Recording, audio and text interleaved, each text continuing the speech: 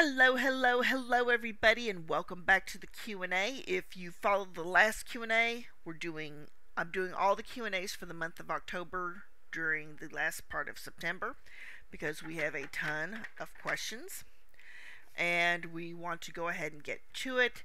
If you are new to my channel or new to my Q&A videos, my name is Becky and I answer questions about live ops, working from home, time management skills, budgeting, and things like that. Okay, so let's get started with our first question. How do you use transferable skills? So let's first define what a transferable skill is. Say you're a stay-at-home mother and you're a mother to a toddler and a school-aged child. So let's talk about the sort of things you do during the day that is a transferable skill. You schedule appointments. You provide transportation. You mediate group talks with teachers, PTA, school office, school bus, all that other stuff. You budget, so you have budgeting skills. And a transferable skill is a skill you would use during your daily living, household management that could be transferred over to a job description. So that's what a transferable skill is.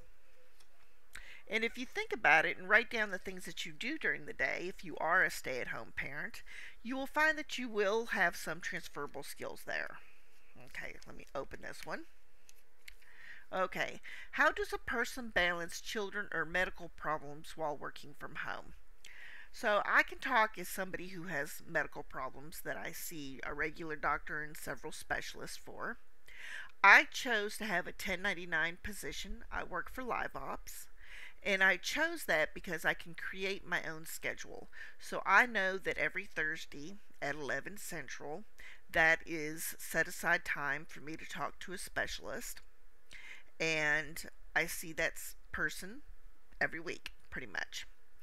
I know that I'm a diabetic as well. So every 3 months, I need to go in for lab work, readjustment of medications, depending on what my A1C is. How much weight I've lost, and that other stuff. So I see a doctor for that. And then I see another doctor for some other medical conditions, a specialist there.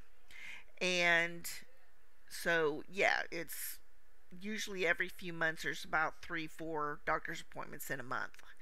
So it works out best for me to be a 1099 worker. Now, if you are working part-time, even if you're a W-4 employee, say you have to get your children off to kindergarten or daycare, and then you can come home and start work. So you may be looking for a position that starts maybe 10, 11 o'clock in the morning. And during your lunch in that position, you would pick up your children and bring them back home if you have an hour-long lunch, and then go back to work. So a lot of it really will depend on your scheduling needs. Rather than fit the family to the company, you look for a company's scheduling that fits your family's needs. There's no point in signing up for something that is not going to work for you. You do have family obligations that you need to take care of, whether you're a single parent, full, regular, household, or a mix. Everybody's got obligations that they need to make. Okay. Are cameras a turn off when working from home? No, not really. Obviously, I don't have a problem with a camera. I'm on YouTube all the time.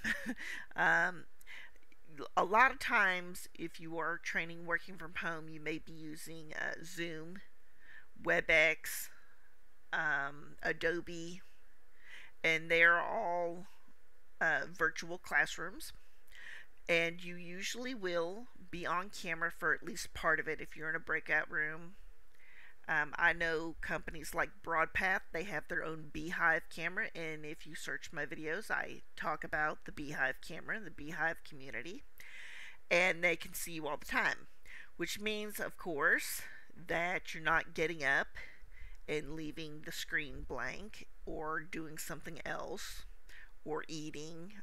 A lot of those companies have clean desk policies where you can only have certain things: no phone, no pen, no paper, maybe just water or something to drink. But it ranges from very strict to very general. But if you have a question about it, you need to make sure that you ask your recruiter and ask them, do I need to be on camera for training? Do I need to be on camera in production? All right. What music do you listen to while making videos? So I love a lot of music, and I know this choice is not popular with many people, but I like Nickelback. I like a lot of 90s, thousands people. I like Avril Lavigne. I like Alanis Morissette. Um, I like a lot of music. I do like some country music. Shania Twain, Faith Hill. I like Lizzo. About Dang Time. Love it. Love it. She is one of my favorites right now to listen to. But sometimes I just listen to whatever little R&B mix, top 40 mix that YouTube has that pops up in my suggestions. And that's pretty much what I listen to. Okay. What is tax deductible? Give some examples. So I'm going to preface this by saying I am not a tax professional, and when in doubt, you should contact a tax professional like H&R Block, Jackson Hewitt, or a private CPA. Some things that are tax deductible, of course, is if you bought equipment, printer paper, printer ink, new laptops, new monitors, certain square footage that you use for your home office area. Internet service, part of that can be tax deductible depending on what percentage of the day are you using it for. And your desk chair, webcams, anything that you use in the process of working would be tax deductible. Okay. We'll do one more.